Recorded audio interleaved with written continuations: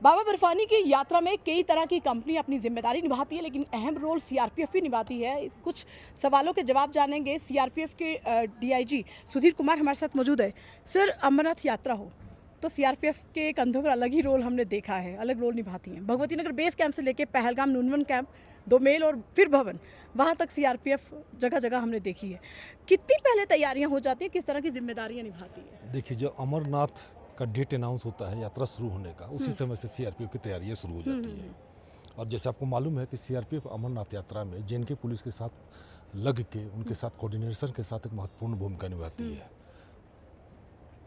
Sir, बारिश में मूसलाधार बारिश में हमने देखा हमारे जवान बरसातियाँ छाते पकड़ कर उनको रास्ता भी बता रही हैं, जबकि उनका वही काम नहीं है। वो अलग रोल भी निभा रही हैं। सर, क्या उनको खास इस तरह की ट्रेनिंग दी होती कि आपने ऐसा करना है यात्रियों की मदद के लिए? देखिए, सीआरपीएफ का परंपरा रहा है। हम लोग एक मैसेज हमेशा देते हैं कि केवल हम लोग सुरक्षा के लिए नहीं है, हर तरह की मदद के लिए है। आप इतिहास देखें, और लोगों का सेवा हमारा बेसिक चीज़ है, हमारी परंपरा रही है। लेकिन सिक्योरिटी में कोई कंप्रोमाइज़ नहीं होता है, और सेवा और भक्ति, लोगों के साथ लोगों का विश्वास, मानवता बना रहे, इसका हम लोग पूरा ध्यान रखते हैं यार।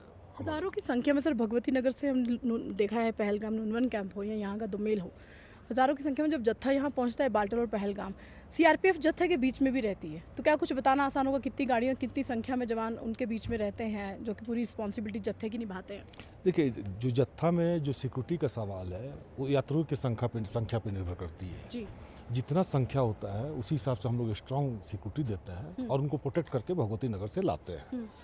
तो इसका कोई, ये हम लोग डेली बेसिस पर डिसाइड करते हैं, डिपेंडिंग अपॉन यात्रियों की संख्या। जिस सीआरपीएफ बेस कैंप में मैं अभी मौजूद हूँ, जहाँ पर मैं सर से बात कर रही हूँ, सर ये कैंप भी यात्रा शुरू होने से पहले ही तैयार होना शुरू हो जाता है, क्योंकि स्थायी रूप से बनाया गया होता है। कितनी मैन पावर यहाँ भी आती है और कितना समय लगता है यात्रा से पहले इन सबको तैयार करने में?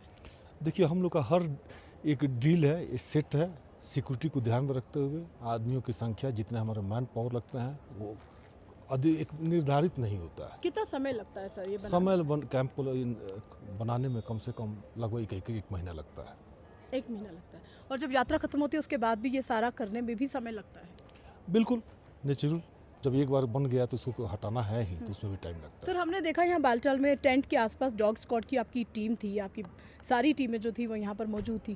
तो कोई क्या ये डेली पर रूटीन में ही आपके जो डॉग स्क्वाड की टीम है ये सारा सर्च करती है? जी हाँ, बिल्कुल डेली 24/7 इनका जो काम है अपने कैंप में करते रहती हैं। ये यात्रियों की सुरक्षा के लिए बहुत ही ज़रूरी है। बहुत ही ज़रूरी है, यात्रियों की सुरक्षा के लिए बहुत ज़रूरी है। सीआरपीएफ ने हमेशा से ही हमने देखा है कि सदियों से चली आ रही यात्रा को संबोधित करती है और उनका वेलकम करती है, बेसब्री से इंतज़ार करती है, और महीनों पहले इंतज़ार जो है यात्रा का शुरू हो जाता है। श्रद्धालु बेखौफ होकर अमरनाथ बाबा के दर्शन करने आ सकते हैं, क्योंकि सीआरपीएफ ने आपकी सुरक्षा का जिम्मा अपने कंधों पर लिया है। Komal Singh, news 18 India, Baltal.